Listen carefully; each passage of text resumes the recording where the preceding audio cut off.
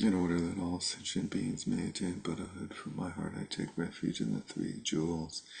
In order that all sentient beings may attain Buddhahood, from my heart I take refuge in the three jewels. In order that all sentient beings may attain Buddhahood, from my heart I take refuge in the three jewels. Whatever the virtues of the many fields of knowledge, all their steps on the path of omniscience, may these arise in the clear mirror of intellect. O Manjushri, please accomplish this.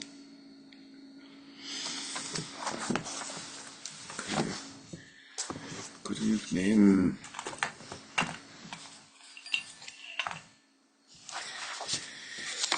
Tonight is different from all other nights because tonight we are gathered here to go through the Moonbeams of Mahamudra, how to sustain meditation during equipoise and post-meditative attainment. So we're on page 116 of the big book.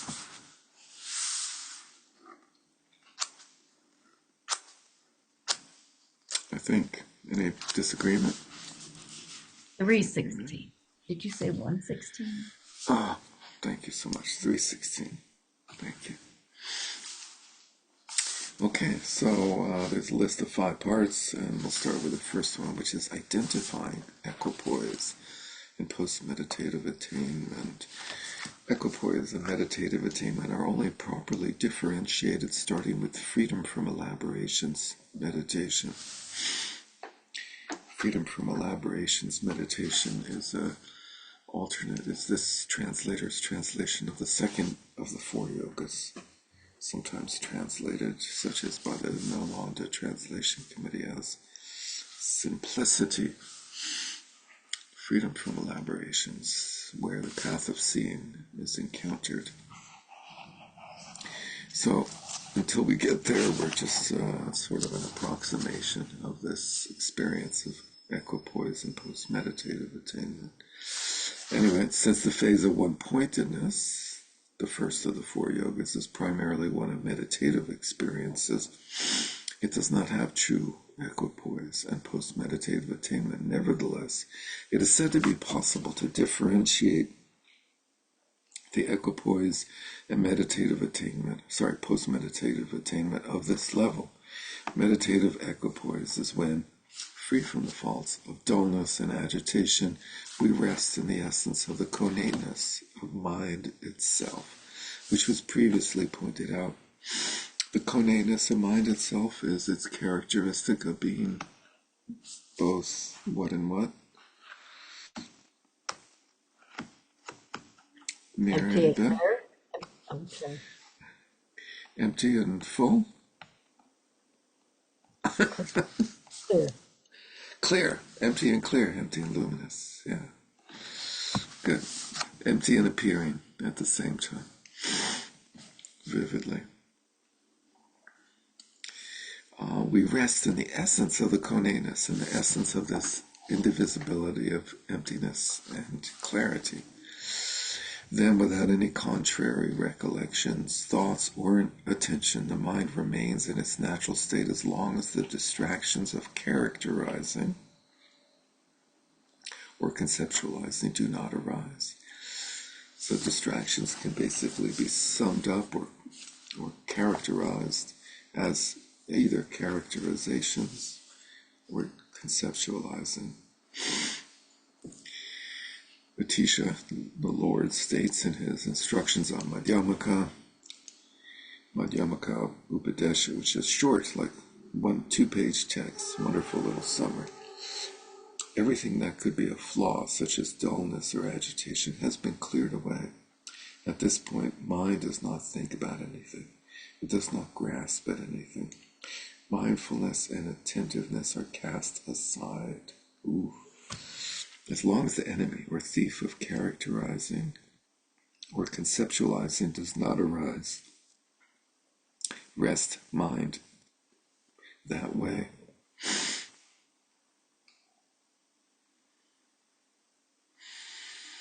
So meditative equipoise is when the mind remains in its natural state of the conateness of mind itself without distractions. After the quote, the way to cast aside mindfulness and attention is as follows. Go to the internet. As explained above, it is not that we should completely eliminate the mindfulness and attention that do not waver from the object, but rather that anything else, the recollection, thoughts, and mental activities that show up suddenly, they should be eliminated.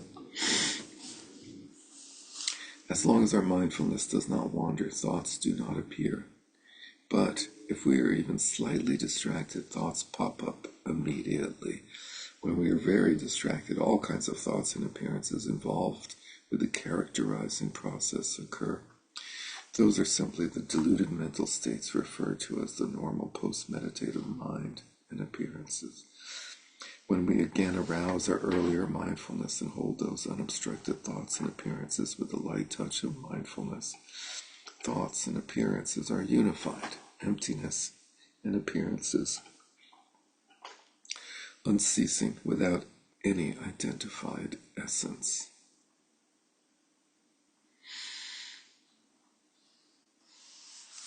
Since that is achieved again after it has lapsed, it is called post-meditative attainment. Let's try that again.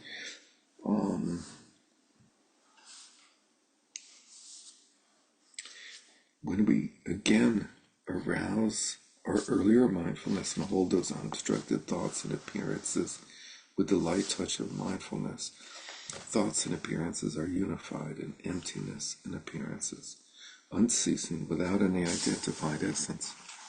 Since that is achieved again after it has lapsed, it is called post-meditative attainment. It is commonly said that meditative equipoise is like space, and post-meditative attainment is like an illusion. So experiencing the space-like quality of the indivisibility of the characteristic of mind, or the natural state of the mind as being empty and clear, is meditative equipoise, and then post-meditative attainment is experiencing illusion-like quality of experience. When we are one-pointedly undistracted right within the essence of mind, that is meditative equipoise, even if it occurs between meditation sessions. So it really has nothing, it's clearly provoked through meditative sessions, but the terminology is misleading. It sounds like it's what occurs during meditative sessions only, but it's an experience that occurs whenever we experience that state of mind, whether it's meditative sessions or not. Sue? So when I was looking at it, it seemed like post-meditation attainment actually happens in meditation, and the meditative equipoise happens between sessions. But then I was wondering, could those be sessions on the cushion? I think what the author is trying to get across is that both of them can happen either during a meditation session or after, and that they're a type of experience that is sort of independent of whether you're performing a meditation session or not, if that makes any sense. So this one paragraph, when we are one-pointedly undistracted right within the essence of mind, that is meditative equipoise, even if it occurs between meditation sessions. So let's say you might go to a lecture that's really boring and you might slip into a meditative state.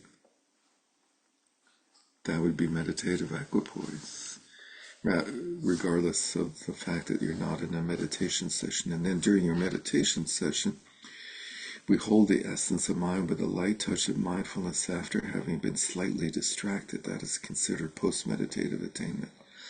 So we're slightly distracted, and then we come back in a way of like realizing that there's no gone and back, that there was no place we went to and no place we came back to Ram. Am I understanding this correctly when it's saying when you're slightly distracted, that's when you apply technique again?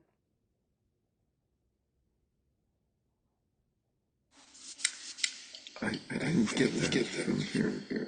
Where Because it says those are simply the deluded mental states referred to as normal post meditation when we again arouse our earlier mindfulness. Isn't that bringing back mindfulness? Isn't that bringing back meditation technique?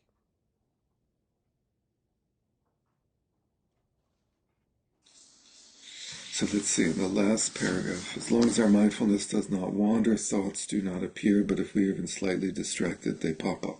When we're very distracted, there's lots of them. Those are simply the deluded mental states referred to as the normal post-meditative mind in appearance, or normal state outside of meditative samadhi, so to speak, right? When we again arouse our earlier mindfulness and hold those unobstructed thoughts and appearances with a light touch and mindfulness, they are unified emptiness in appearances, unceasing without any identified essence. So I think that experience can occur outside of meditation or in meditation. So like in meditation, for a while we'll be very attentive and or mindful, and what are the two terms he's using? Mindful and attentive, and then we'll slip into a distraction, and then we'll come back and arouse our earlier mindfulness and hold those thoughts and appearances that just occurred with a light touch of mindfulness. So it seems to be like meditative equipoise is when we're on the object, when we have focused mindfulness and attentiveness on the object. And the post-meditative equipoise is when we've slipped from the object, and then we sort of bring those distractions into our sphere of awareness without necessarily coming back to the object. No, Cynthia. Well, actually, what I was going to say is that I think the challenge here is where on one hand they're saying cast aside mindfulness, and on the other hand they're clearly saying that there still is some little thread of mindfulness there. But on the prior page, it does say it is not that we should completely eliminate the mindfulness that do not waver from the object, but anything else should be eliminated. So when, but so I guess it's just the notion that it's this subtle, more subtle mindfulness that becomes tricky. You're not trying to hold it too tight, but nevertheless, you have to have enough of it not to be carried, to know that you're carried away. And that's when you get the post-meditative attainment. So it's kind of tricky where they first start by saying the way to cast it aside, and then they're immediately talking about keeping it in a light touch way. Yeah, that little section there is subtle, isn't it? And a little confusing. Well, it's Right. kind of like you've been gone because you came back. That's right. That's right. Yeah, because in a sense, the ideal mindfulness is where those things can come up, but you're not gone. That you're never truly gone. Yeah, let's keep going and see. The exalted Zhang. So this Zhang Rinpoche has a number of texts on Mahamudra. I don't know that if there's any translation of of just his works as a book in English, but he's included in the collection of Mahamudra texts that Peter Roberts translated for the Library of Tibetan Classics, which had a big, like the main version is a big fat book, but then there's a small version that has just the highlights called, I think, The Mind in Mahamudra. That has a few of these texts. The Mind of Mahamudra. So he has some wonderful Mahamudra texts, and he says, resting in unceasing empty clarity. So yeah, that's Cynthia has, that's the short version, right? The Mind of Mahamudra. And that's a wonderful book. Highly recommend that book on Mahamudra. Has a couple of texts by Jean Rinpoche, who that sort of covers the whole thing in the same way that this book does, and the Royal Seal and Mahamudra does, and the Ocean of Certainty by the Ninth Karma. But anyway, resting in unceasing, empty clarity, vibrant and crisp, without center or edge, like the middle of clear, open space, is the meditative equipoise of the first yoga, one-pointedness. When a thought appears within that, even if you are meditating on your cushion, that is post-meditative attainment. So meditative attainment is when there's no distractions, and post-meditative attainment seems to be when there's distractions, but you continue to be completely mindful and attentive. If you remain in vibrant, crisp clarity, emptiness while talking, moving, or sitting around, you remain in a state of meditative equipoise called, i.e., called post-meditative attainment, I believe. I don't. I would disagree with that. Okay. Because I think that's what they're specifically using the term meditative equipoise to say. You could be jogging, but if you are in a vibrant, crisp, clarity, emptiness situation, you're in meditative equipoise. Thank you. I totally agree. Yeah. So whatever you're doing, if you're in that state without distraction, then it's meditative equipoise. And regardless of what you're doing, if you have distractions present, but you're still mindful and attentive, that would be the post-meditative attainment. Thank you, Cynthia.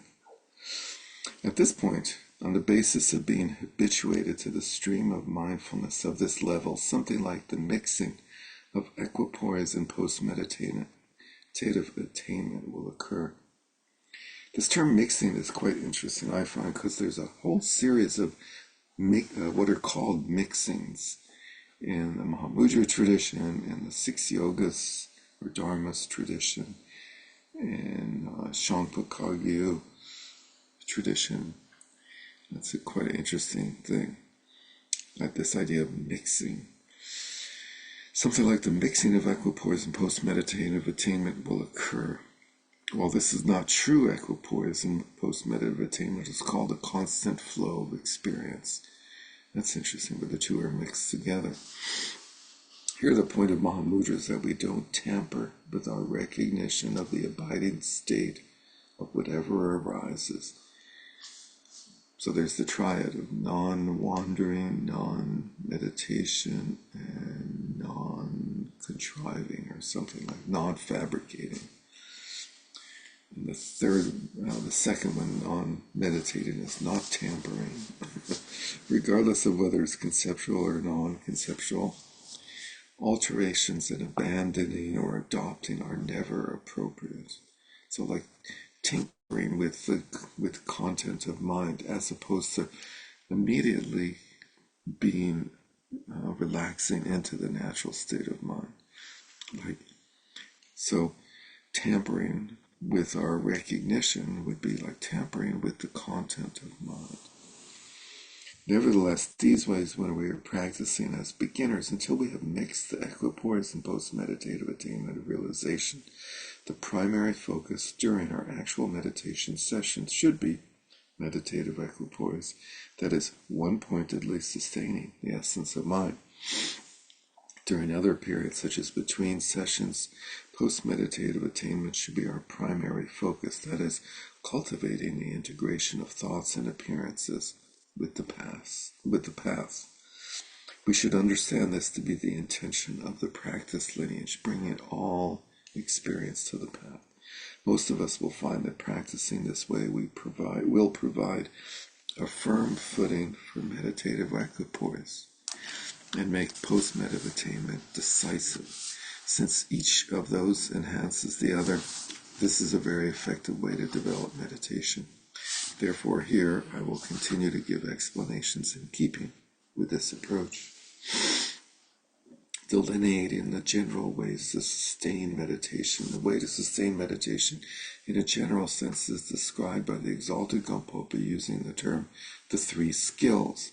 The first is to be skilled in initiating meditation. Sit properly in the physical posture, in accordance with what was taught previously in the context of shamatha. Arouse strong faith and attention through seeing the virtues of samadhi. Dispel the pains of any other mental states and rest. In the middle, be skilled in tending experience. Nakedly maintain the essence of mind, adjusting for mental dullness or agitation. Be free from the dankness of stagnant experiences. That's a good thing to say to people when you want to wish them well. You say, may you be free from the dankness of stagnant experiences. Like sort of happy birthday, may you be free from this dankness. In the end, be skilled in suspending meditation. Suspending? What? Repeatedly sustain meditation with clarity for short periods of time. Part with your meditation when it's going well. How counterintuitive is that? Don't allow yourself to grow to dislike it. Those comments are made for beginners. Beginners then would never meditate. They would constantly be ending their meditation. The exalted Gampopa teaches, first, relax your mind and body deeply, not making any effort or trying to practice anything. That's a very interesting instruction, isn't it? Starting your meditation by relaxing, not trying to do anything. Rest naturally settled without being excessively tight with your physical posture, with your mind. Be free from ambition and any effort related to an object of meditation. Let your mind relax in its own basic state with spaciousness and vibrancy. He, Gampopa, continues in the middle. Remain in a natural state of freshness with no hesitations.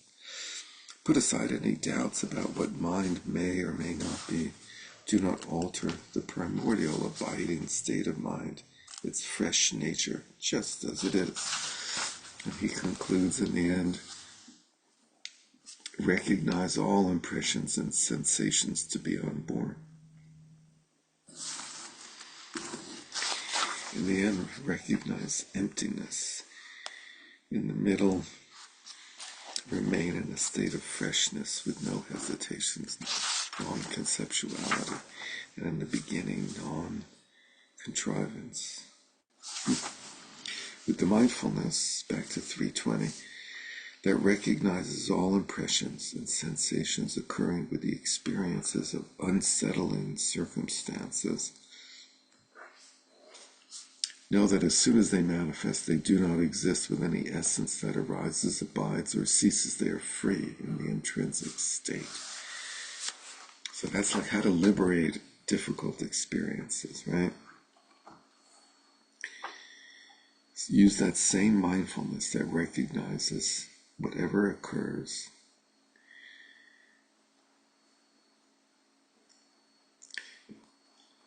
And bring that same mindfulness to very disruptive experiences and be convinced of their unborn nature. The exalted Gampopa also says, be as wide open as the sky. That's pretty open. Let your sense of appearances and your perspective be spacious and vibrant. He continues, be as vast as the earth. Make the scope of your mindfulness and alertness vast. And be firm like a mountain. Leave your mind immobile. And be luminous like a candle flame. Arouse sharp clarity, the essence of awareness. Finally, be free from stains like a crystal. So these 5 analogies. We've seen a number of these analogies before. The mountain is like the most common, right? Be firm like a mountain. And then like we've seen, like make your body firm, like your posture firm like a mountain.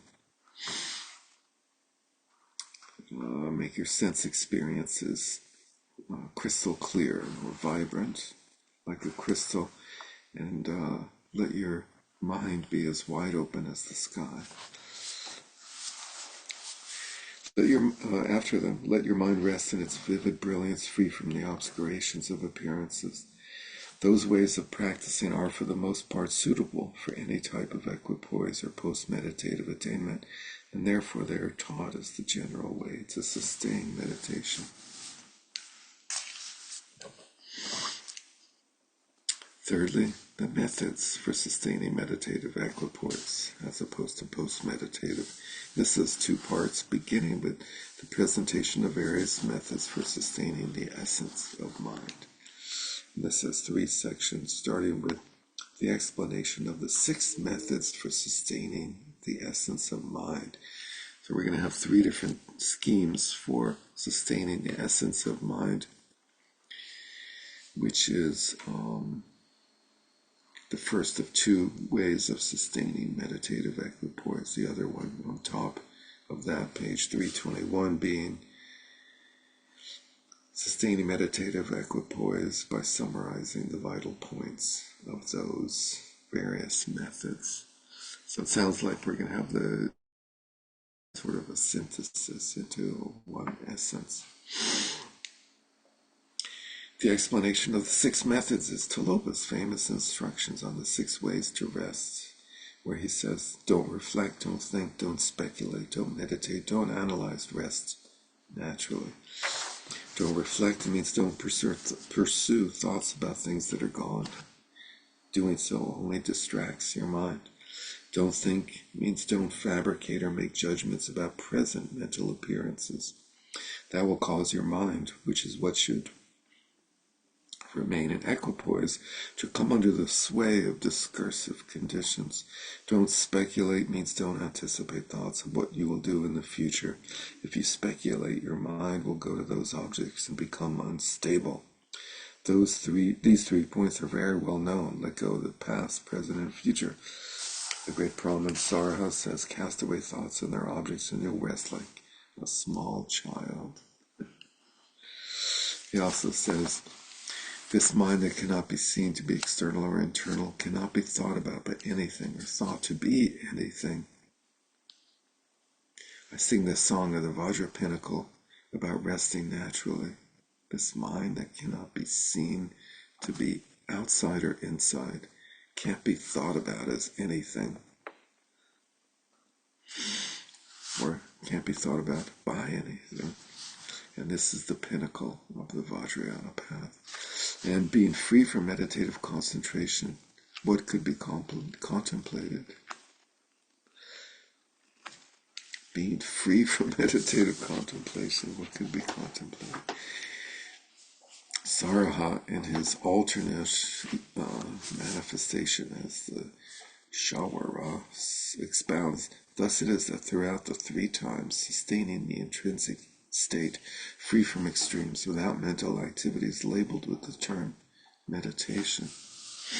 Don't meditate means don't meditate on anything that is an object of the intellect, such as something with characteristics or something without characteristics. That's a very interesting phrase, right? Certainly we know that something with characteristics is an object of the intellect, such as the breath, or a statue, or impermanence, or something like that, right? But something without characteristics is an object of the intellect also. Such meditation causes attention or mental activity involving percepts and perceivers. So having anything to meditate on basically creates further mental activity. Saraha, in his manifestation as the great Brahman, says, Kye ma, don't say suchness free from any nature exists in meditation. If you conceive of an object of meditation and a meditator as a duality, the mind grasping dualism rejects its bodhicitta. People who do that defile themselves. exhortation to have transcended meditation that goes beyond the dualistic framework that we normally experience in meditation, or at least I do. And the mind without meditation and object of meditation is free from any nature. That's a little bit odd grammatically, isn't it? The mind without meditation and object of meditation is free from any nature. The mind without meditating and without an object of meditation is free from any nature. Being the consummate with no hopes or fears, it is Vajra mind that has transcended the idea of meditation and object of meditation. Sara, as the Shawara says, unrealized minds have nothing to meditate upon. Realized ones have neither an object of meditation nor a meditator, just as space cannot observe space.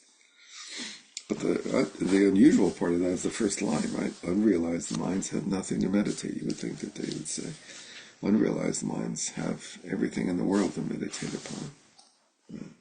I guess that's why they're not realized. Virupa, one of the progenitors of the Sakya traditions, made an announcement. In the expansive mind's dharmata, there's nothing that's this. Therefore, there's no object of meditation and no meditator. If there's no this, you can't meditate on this, because every object of meditation is a this or a meditator. Don't analyze means that while resting in that state, where elaborations have been pacified, don't again examine or analyze. If you do, your intellectualizations will create dualistic appearances and the characterization process. Sarha says, the unstained essence, untainted by extremes, is not an object of analysis. Its nature is primordially pure.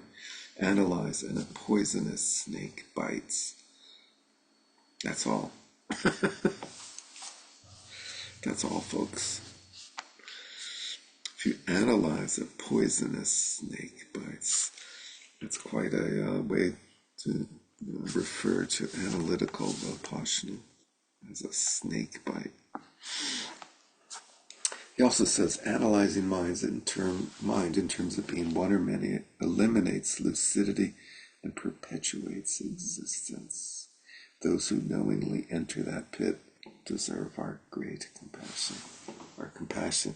So again, like way putting down analytical vipassana, which would analyze phenomena as being beyond the four extremes, using such reasoning as not being one or many, not being cause, not being a result, and so forth.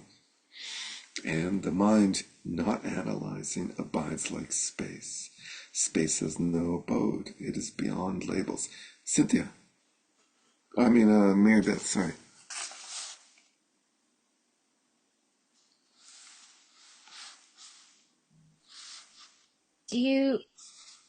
I wonder about these two passages. Do you think it sort of means you should have figured that out by now? And if you keep doing that over and over, thinking that that's the thing, then you've missed, then you're, that's like poison somehow. I think so. Yes. What do other people think? It's like if you tell a person very experienced in any field, like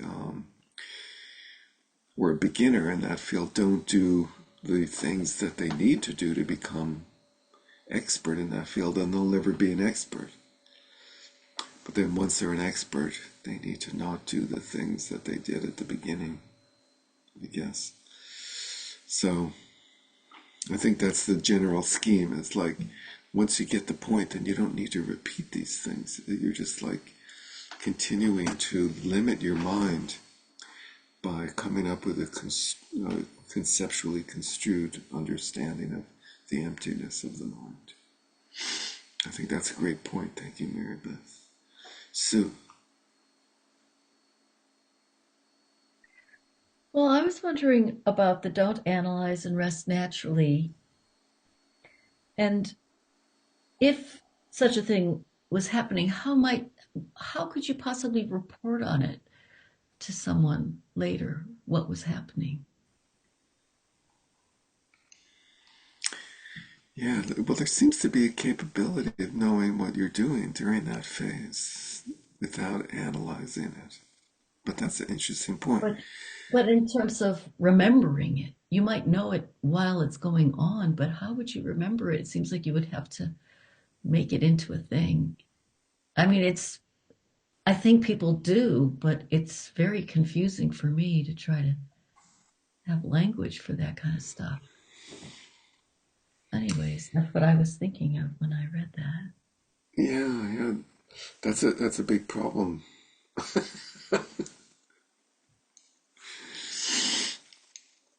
How would you know that it or how would you know that it happened, or how would you convey it? How would you convey it? How would you convey it? Probably like Sarah is in the ways that he's conveying it Yeah, with but this little the pithy. genius. What you would like say? Don't do the constructed meditation anymore. I guess you would say like, well, don't contrive your meditation. I've just experienced the uncontrived meditative state. So, guys, you got to try that. Let go of your contrived meditation. I guess. How would you relate it to your friends? Would you announce it like Varupa?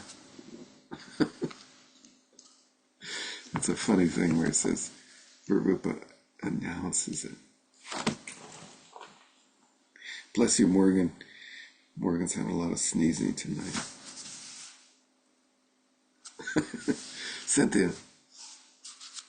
Well, this is just going back to what we were talking about before of the that obviously it's at different stages that you apply these different instructions. And it occurred to me that in a way this is sort of like in the 9 stages of shamatha, or well, actually, no, I'm sorry, in the obstacles and antidotes, and that the ability to not apply antidotes at the end is where you get to. So, you apply antidotes, you apply antidotes, you apply antidotes, and then there's a point where that's a flaw, and so this is very similar to that, That's right? great. Yeah, that's great. That's very helpful. This is like the identical for sort of Vipassana, basically.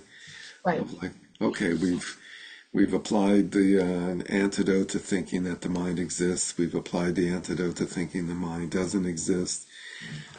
And now we have to stop applying antidotes and just experience. Right, because Rob. antidotes are the result of analysis, right? For sure. Yeah, so we've shifted from analytical Vipassana to non-analytical Vipassana. Or as Contral says in his famous text, he says preparatory and actual. Eric Kramer. Seems to me like it's almost like you have to know what it is to apply an antidote in order to follow the instruction of not applying an antidote. And the same thing probably goes for analytic Vipassana. You have to know how to do analytical Vipassana. Well, you have to know what it even is to hear the instruction not to do it. Right, because otherwise you'll just let your mind be mush, which would not be the correct way of understanding it, yeah. So we're going through the 6 still of the precepts or whatever of methods of Tilopa, right? Don't reflect, think, speculate, meditate, analyze. And we're in analyze. And he says,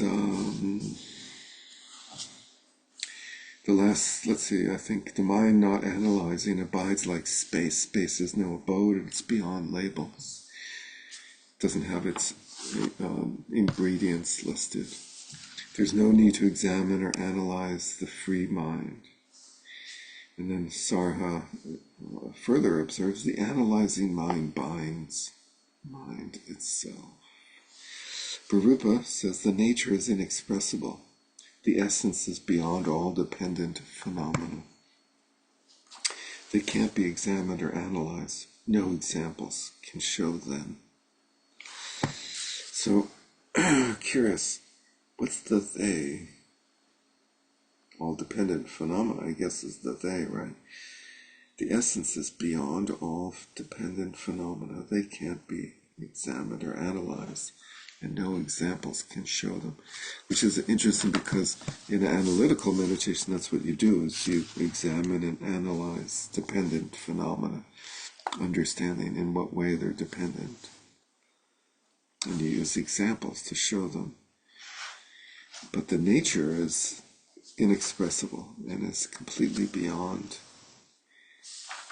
dependent phenomena. The nature is inexpressible. The essence. Is the essence the same as the nature? We went through nature, essence, and manifestation, right? They all sort of blended into one. The essence is inexpressible. What's the nature? I can't tell you, right? And the essence is beyond all dependent phenomena. So what's the essence? Well, it depends. Rest naturally. So that's the sixth of the six precepts of Tulip. It means to remain without contrivance, right within mind's nature or way of being, however that is. Not doing that corrupts the abiding state with intellectual constructs. Sarha says, rest naturally, be just as you are. The result is unobstructed, present from the start within yourself. He also states, don't adulterate the naturally pure mind with meditative concentrations. You reside in bliss. Don't torment yourself.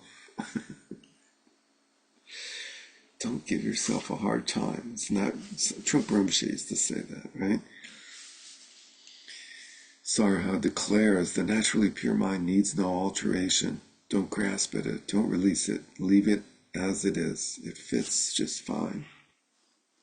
It doesn't need any alteration. For Rupa teaches, ultimate naturalness, free from attachment, is the state to cultivate. Ooh, to cultivate? How can you cultivate it? I don't know. That's a little odd. Do not abandon practice, fixate, train, or block, but cultivate. Okay. Cultivate your own nature comfortably. It is the genuine, sublime state. That's interesting. Cultivate. I mean, we are in this section called sustaining, which is a little bit of a contradiction, right? Because we're not supposed to do anything. But Varupa teaches to cultivate, and that can be similar to sustaining.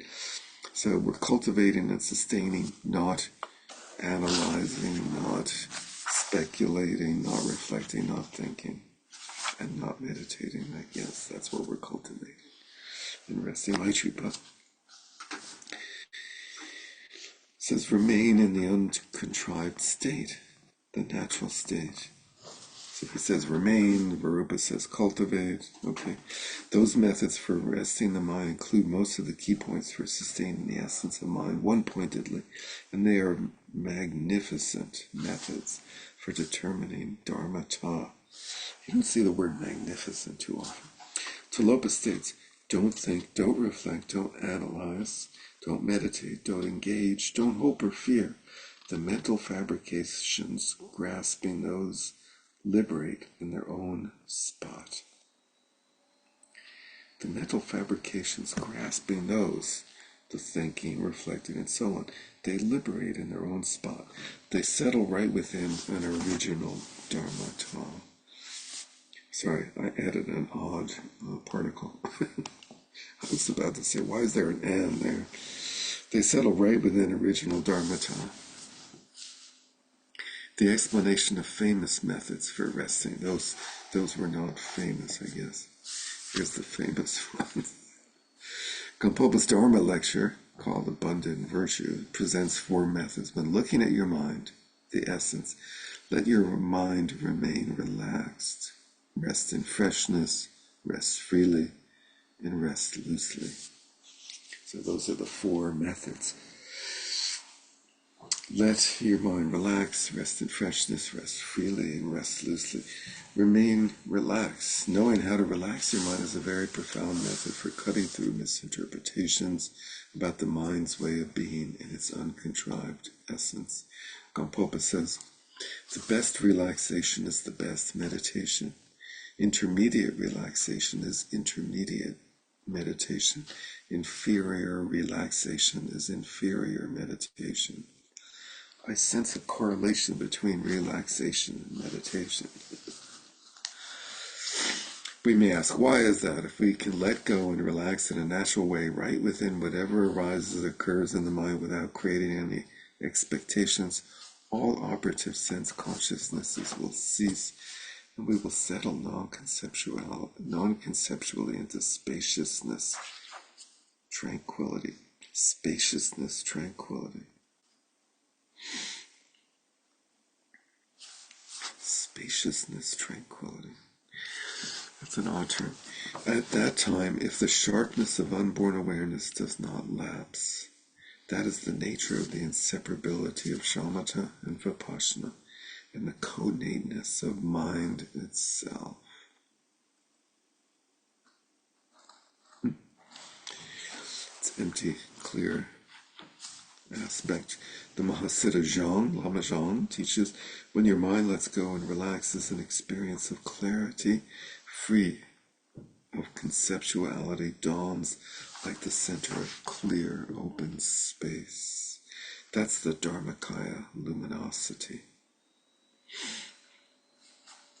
I think that's one of the most important sections of this of this whole section.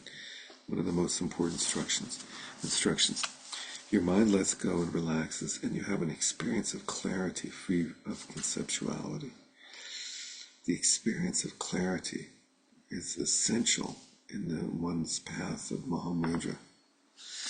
We, at our retreat, which occurred last week and concluded on Friday, we were studying for the Vajrayana portion, primarily the song of Lodrotai on Mahamudra, and also we read each session the aspiration of Mahamudra by the Ramjam Dorje.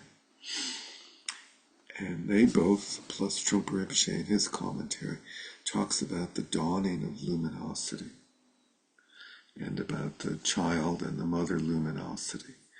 And so ground Mahamudra is identifying the mother luminosity, like having an intuitive intimation, let's say, having an intimation of the mother luminosity, the mothership. And then the path is the cultivation or the experiencing of path luminosity, of child luminosity. Like we have a little glimpse of luminosity in our experience, in our meditation, and that gradually grows throughout the path, and then fruition Mahamudra is where mother and child are united. The child luminosity and the mother luminosity join as one. So I think probably this experience of luminosity it's not immediately clear, to use a bad pun, in our experience. Like, what does that mean to actually experience luminosity? You know, I think we spend a lot of time in our study and practice cultivating emptiness, seeing our world as beyond, as without essence. But we don't really have an emphasis until we enter into Mahamudra teachings on, okay, well then, in addition to understanding the emptiness of all phenomena, experiences, and so forth, also experience luminosity, clarity. And how do we recognize luminosity? And how do we cultivate that is really, I think, very important. So let's see. Notice you let that cultivate word slip in there again. Yeah, I did. I was using that intentionally. I almost said sustain also, which is the section we're on. But you can't sustain luminosity if you haven't experienced it, right? Right. Yeah. No, I think it's more like, I think it's more about recognizing and then sustaining the recognition. Yeah, You can't yeah, really cultivate it. yeah. It feels to me like trying to describe this as sometimes there's things like if there's a cover on an iPad or something like that, where it has a plastic cover on it, and you press down on the cover with your thumb or your finger. Maybe it's not an iPad, maybe it's like a window pane or something that has a sheet covering, and your thumb, like, it makes a discoloration of the window pane. And then when you release it, the differentiation that you created sort of dissolves back into the overall thing. And it sort of feels to me like we press against our experience with by experiencing emptiness. It's like we're pressing against our normal inclination is to experience ourselves and our worlds as being real. So we press against that with the thumb of emptiness, with the idea of emptiness or the sort of flashing emptiness. And then you release, and empty phenomena come back and emerge as luminosity. I don't know, just kidding, really. Let's see, when your mind lets go and relaxes, so that's letting it, like, So is that how you would talk about such a thing? that With maybe I've just, metaphors of things yeah, like that. Is that what you would do? yeah, I think so. Like Mhm. the list of metaphors we saw earlier about the mountain and the sky and things Yeah. like that. And so here, Right. like when your mind lets go and relaxes, so that's like normally or often we get caught and we like, oh, there's something I have to pay attention to or do with my mind.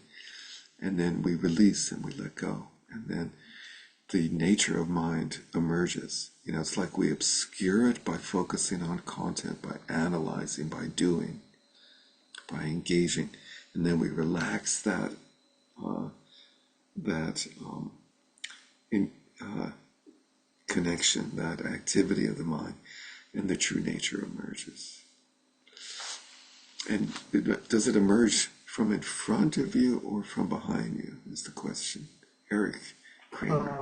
Yeah, I'm kind of sort of confused a bit. I mean, if the state of relaxing into spaciousness, tranquility, and letting go of of conceptuality and all that, if that's translatable at all into post meditation experience, and I'm not sure it is, but assuming maybe something like that is, what's with all operative sense consciousness ceasing? Yeah, there's a sort of a dysfunction. Where does it say that? By the way, In When they ask why is that in that paragraph in the middle of 325. let's see, the best relaxation, right? So when we ask why is that, if we can let go and relax in a natural way, right within whatever arises or occurs without creating any expectation, all operative sense consciousnesses will cease and we will settle non-conceptually into spaciousness, tranquility. So we'll disconnect from sense experience and just experience spaciousness. So not being relaxed, being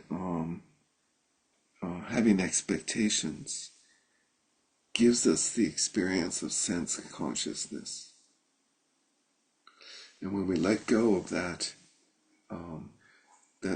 quality or that activity of engagement through either analysis or whatever it is, expectation, then there's a moment of non-conceptual, spacious tranquility where there's no sense experience.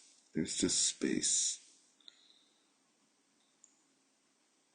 Would you And say it's that that section is mainly talking about a in a meditation session on the cushion type practice, or do you think I'm not sure if this was part of your question, Eric, is this could also be out on the street, so to speak, experience? I mean, in one sense, we're experiencing clarity and luminosity all the time, but it's mixed with concept and, you know, lack of empty. We're not seeing it with emptiness. That's our normal activity, right? Well, I say what I was thinking was the way I normally conceptualize this non-conceptualization is that maybe I'm misunderstanding sense consciousness specifically, but I'm normally thinking your senses as such are operative, and actually everything is the same as it always is, except you're not laying some kind of matrix on it, interpretive matrix. You're just being there with it. And so that's what's confusing about the idea of sense consciousness will cease. I kind of associate with like meditative absorption or something. That's what I was getting to. That was my question really. Cynthia. Well, I understand what you're saying. I think in one sense you could say that because the consciousnesses are part of the duality, they're one side of the duality of our dual experience. So I think if they're really talking about going to a non-dual experience, then you're letting go of the sense consciousnesses are not really necessarily part of it anymore, which doesn't mean we go into oblivion. Non-dual experience is presumably possible. We may not be there yet, but if you think that we have to go into oblivion when the consciousnesses go, then that means there's really no possibility of this enlightenment thing. Yeah, that was my point, but I think I'm just misunderstanding sense consciousness. What about the experience that we call gap? Like when we have a gap, is there content? Um, yeah, I think so. But So then, what does the term gap refer to if there's still content? what was I what's I guess I don't understand what you mean by content. Oh, sense consciousness, sense experience. I never understood gap as meaning a cessation of sense experience. I took it to mean a cessation of conceptualization or something like that. So, in the gap experience, the activity of the perceiver relaxes, from what you're saying, and percept still occurs. Well, in other words, I'm not owning the sense experience or trying to alter it or or trying to understand it or make something out of it. What are other But my people? senses are, But they're still functioning of content without grasping at it, without analyzing yeah, it, that and was all that the fun question of stuff. what you meant by content. Yeah. Yeah, yeah. What do others think of gap? What do you think about your gap? How's your gap? What happens in your gap? Is there content? What's the deal? Anyone? Sue? I will give it a try. That was So, it. That was it. That was the gap. so, um, That was it. Oh my God, you're what drawing if, it out. I'm trying to find words. What if um, everything's there, in terms of perceptions and movement and um, meanings even flowing through, but there's no um, solid meaning of things. So that so things are present, but they're not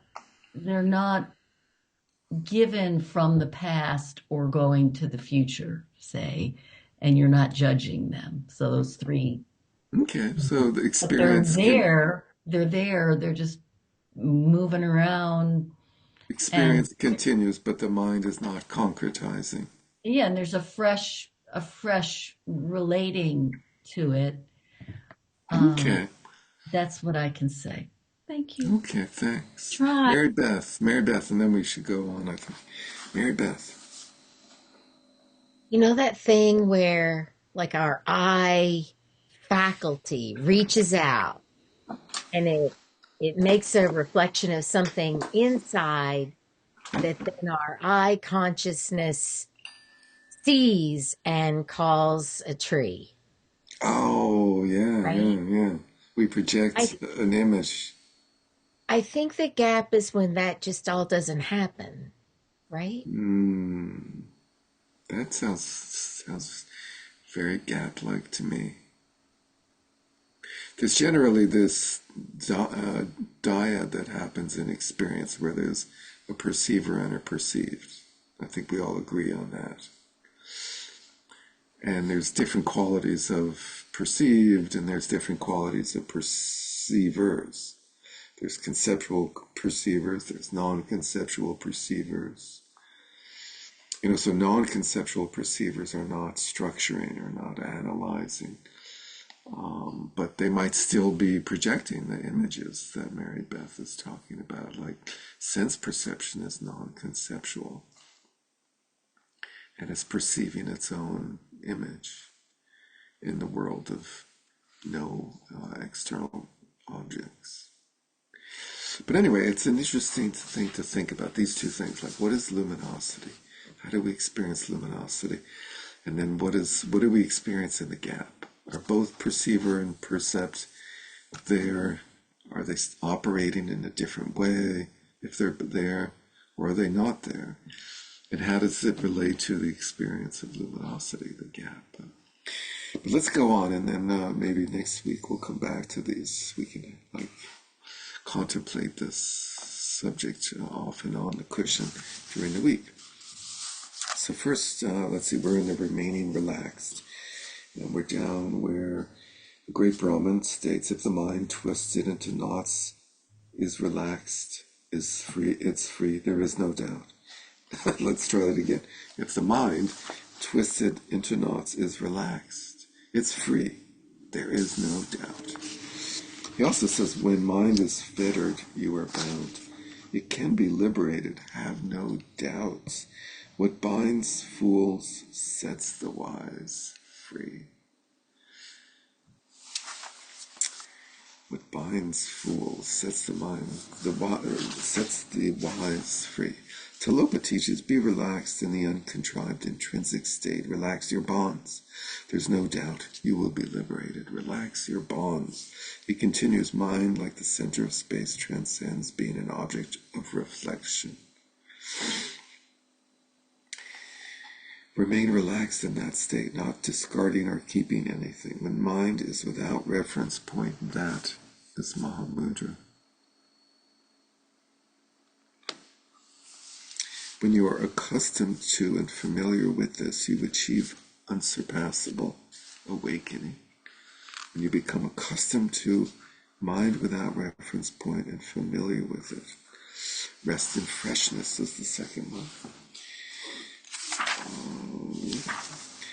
This means to rest evenly in that primordial abiding mode. Let the essence or nature of the connateness of mind itself, which was pointed out by the Guru and is originally free from elaborations and unidentifiable, be just as it is.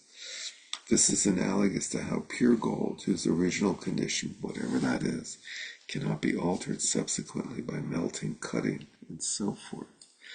In some cases, this, i.e. this resting and freshness, is described as being without hesitation, like a pigeon entering her nest. That's a great image, a bird coming home. Without hesitation. Others say it means to rest without contrivance. The great Brahman says, for those who contemplate suchness free from a root, Receiving the Guru's instructions is sufficient. Suchness free from root. So, sense perception is suchness.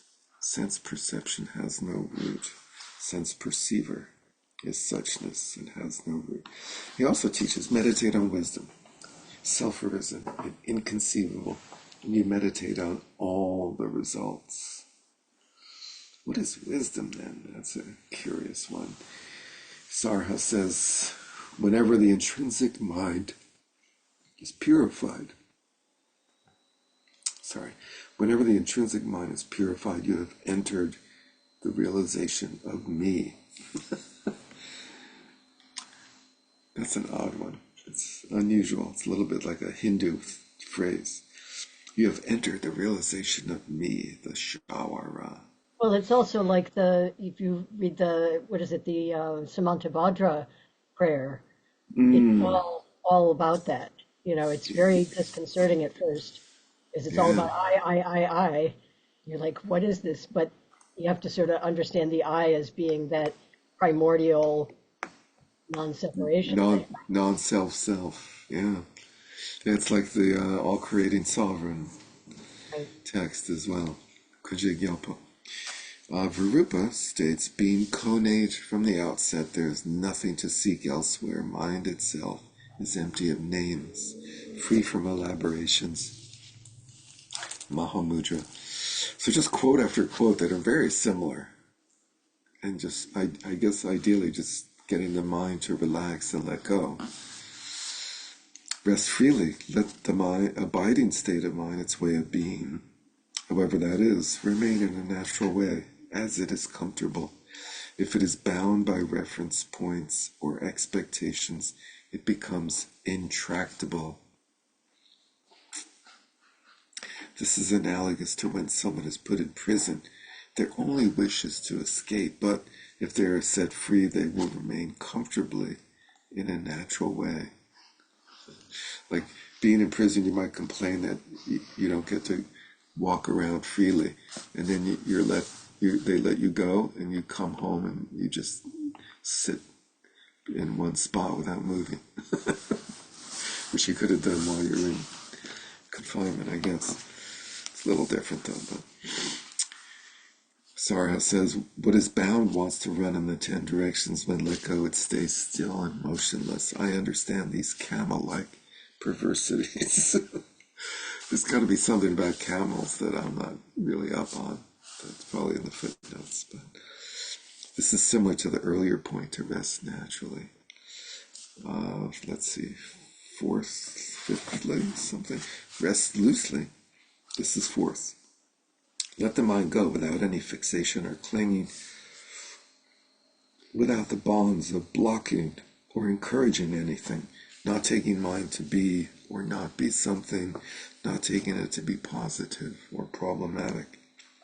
Like loosening the rope that binds hay, let mind settle loosely into its natural condition, whatever that is. So one way to work with these analogies, which often sound completely similar, is to try to differentiate them, try to understand, try to come up with your own explanation. How do they differ? How does, resting relaxed differ from resting loosely?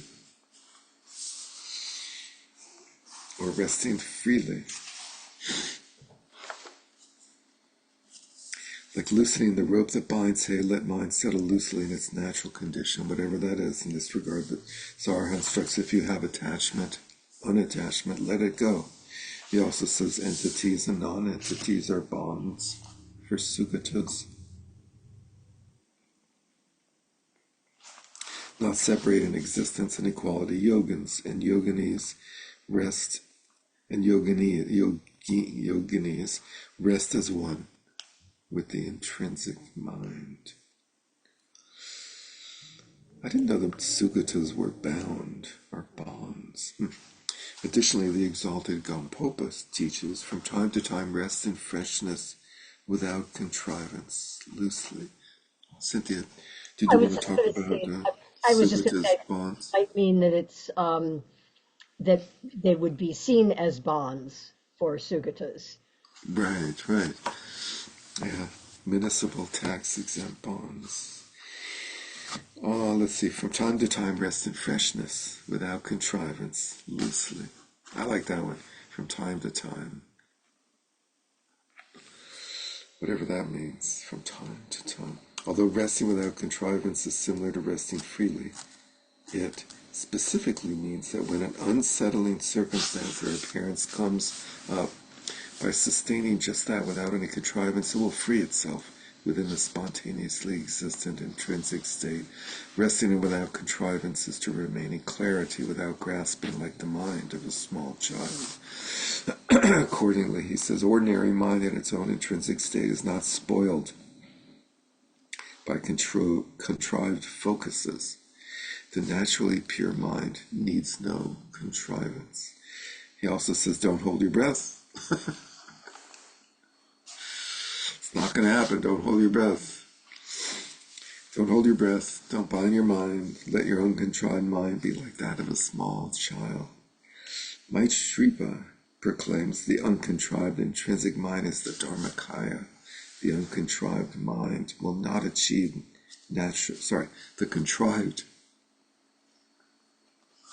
the contrived mind will not achieve natural union, yoga. Thus leave it to be in a blissful space. Maitreya says, other than settling within without distraction, there are no physical or verbal contrivances and no meditation. Despite saying I'm resting evenly or I'm not resting, there's nothing to fix with a remedy and no meditation. So let's see, maybe we can do this next section, the explanation of other ways to sustain the essence of mind. Nagarjuna presents 4 ways to sustain the essence of mind. Being without conceptuality, easy. Without meditating, no problem. Without contrivance, piece of cake and loose. Don't think at all, don't speculate about anything, don't contrive, remain naturally loose. No contrivance is the natural unborn treasure, the non-dual path of Prajnaparamita. Finding ease in mind itself, which I think is he's referring to the text by Longchenpa, lists 3 ways: being without distraction, without contrivance, and free. Listen, child, about your thoughts. Let's talk about your thoughts. Since here they neither bind nor liberate a self, be undistracted without contrivance and free. Kyeho, your weariness will be eased. Your thoughts can neither bind your mind nor liberate a self, because there's no self, and minds cannot be bound by thoughts. So there's nothing that can confuse you or get you upset. The exalted Kompopa presents a 3-fold approach of resting without conceptuality, motionless, and lucid awareness. Remain like a cloudless sky, remain like an ocean without waves, remain like a candle flame in still air, unmoving. The instructions are the 4 syllables of Mahamudra's famous text by, Marpa? Presents 6 modes of resting. Rest effortlessly in the uncontrived, in the intrinsic state, like a Garuda soaring through space. Rest motionlessly like an ocean without waves. Rest with sparkling clarity like the sun free from clouds. Rest with the recognition that all impressions and sensations are mine, like waves on water. Rest in unimpeded clarity with no clinging, like a small child looking at a shrine hall. Rest in awareness that leaves no trace, like a bird gliding through the sky. Which is different, I guess, than a Garuda soaring through space. The scholar Siddha Chegompa explains many points about the methods for resting, including the following. The 4. Rest with sparkling clarity, without thoughts, uncontaminated, and without support. The 3 ways of resting: rest uncontrived, unadulterated, and in the intrinsic state. 3 ways: rest fresh, loose, and in natural brilliance. Two ways rest in non-meditation and non-distraction. However, since it seems that those can be understood from what was taught and what will be presented, I will not elaborate on them individually. The teachings of the earlier masters of the practiced lineage contain various methods for sustaining the essence of mind. Some emphasize the quality of stillness, described as buoyant, expansive, quiet, radiant, and loose. Others emphasize intense clarity, described as vivid, vibrant, radiant, crisp, naked, and sharp. Here, the focus is on how beginners one-pointedly sustain the essence of mind during meditative equipoise. So we should be guided by the following instructions. The exalted Gampopa says, when training, first cultivate vibrant mental clarity. Next, train in non-distraction. Then train in never being distracted from the essence of awareness. When you have become accustomed to that, confidence will arise within. That is quite a very helpful summary, right? Cultivate vibrant mental clarity, sharp, present, aware, mindful. Next, train in non-distraction, not wandering. Then train in never being distracted from the essence of awareness. So the second step, you're not distracted, but it didn't say really from what. It was more like, don't be distracted by anything that occurs. And the third one is, don't be distracted from the essence of your own awareness.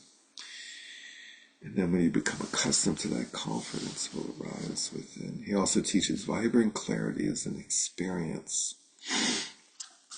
So that was the first thing to cultivate. Not being distracted from that is stillness. So an experience of stillness and realization is when Prajna sees that no essence exists. In brief, bliss, clarity, and non-conceptuality that don't connect directly with the very essence of mind, like a rock pulverizing bones, no matter how good they are appearances without ascertainment. Even if they do connect right with the essence of mind, if we are not resting one-pointedly, they are said to be just conceptual understandings. The sayings of the exalted one, Milarepa, include, whatever that is, it's not it. It's the trunk, not the fruit. It's a good quality, but it's not non-conceptual. Oh my God. Wow. It's a good quality, but it's not non-conceptual. I think that one's talking about what Eric was talking about before in terms of the gap as being experience of non-conceptual sense experience. It is taught that no matter how long we're able to sustain meditative equipoise, the point is that we need to bring out clarity awareness right within the essence of mind and have the quality of stillness that is not distracted from that. Those are two separate steps, apparently, from the prior section. Succinctly put, for beginners, this is the one point in mind in which shamatha and vipassana are inseparable.